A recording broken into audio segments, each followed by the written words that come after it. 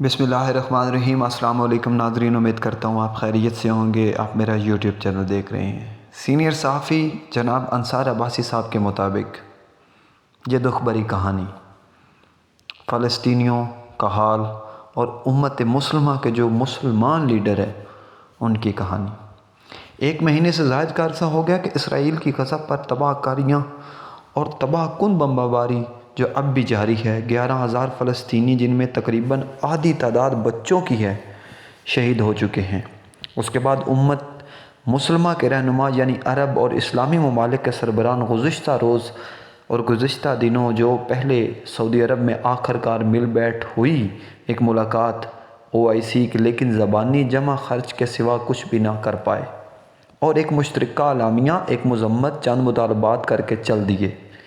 اس طرح گویا انہوں نے عملاً اسرائیل کی دہشت گردی کو تقویت بخشی، فلسطینیوں کے لیے ہمدردی کے 2 بول بول کر انہیں ظالم اسرائیل ہی کے رحم و کرم پر چھوڑ دیا اور غزہ کو یہ پیغام دیا کہ ہم سے کوئی امید مت رکھیں۔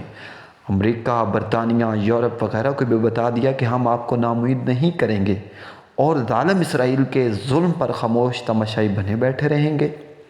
انہوں نے ظلم اسرائیل اور اس کے دہشت گردی کا کھلم کھلا ساتھ دینے والے امریکہ، برطانیہ اور یورپ کو بھی یہ بتایا کہ ہم آپ کو ناراض نہیں کر سکتے، اس لیے جو کریں گے وہ صرف زبانی کلامی ہی کریں گے۔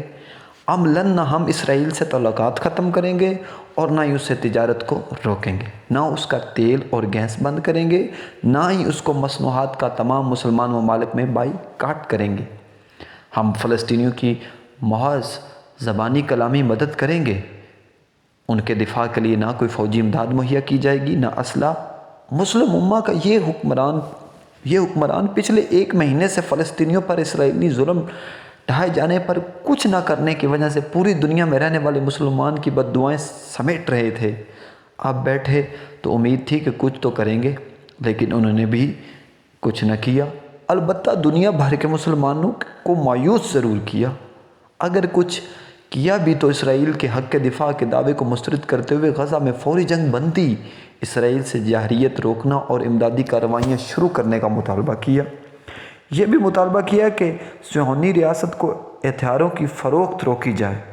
اس کے ساتھ ساتھ اسرائیل کے حق کے دفاع کا دعویٰ اور غزہ کی مغربی کنارے سے الگ کرنے کا کوئی بھی سیاسی حل مسترد کیا گیا۔ یہ بھی مطالبہ کر دیا کہ اسلامی سلامتی کونسل اسرائیل جارحیت کو روکنے کے لیے فیصلہ کن اور مشترکہ قرارداد منظور کر کے اسلامی سلامتی کونسل کی طرف سے فیصلہ کن قرارداد منظور نہ ہونے سے اسرائیل کو اپنی جارحیت جاری رکھنے، معصوم شہریوں کو قتل کرنے اور غزہ کو نیست و نابود کرنے کی اجازت ملی ہوئی ہے۔ کانفرنس میں شریک سربراہان نے غزہ پر اسرائیل کی بین الاقوامی قوانین کی خلاف ورزی پر مبنی جنگ کو مسترد کیا اور کہا اسرائیل کے فلسطینیوں کے خلاف حق کے دفاع کا دعویٰ کوئی جواز نہیں رکھتا، یعنی صرف مطالبہ ہی کیا گیا، عملی طور پر کوئی ایک قدم اٹھانے کا فیصلہ نہ کیا گیا۔ خبروں کے مطابق چند ممالک نے موجودہ قرارداد میں اسرائیل اور اس کے اتحادیوں کو تیل کی سپلائی روکنا، ان کے ساتھ معاشی اور سفارتی تعلقات توڑنا اور امریکہ پر خطے کے دیگر ممالک کو ہتھیار اور بموں کی فراہمی کے لیے عرب ممالک کی فضائی حدود استعمال کرنے پر پابندی کا مطالبہ کیا، لیکن اس پر اتفاق نہ ہو سکا۔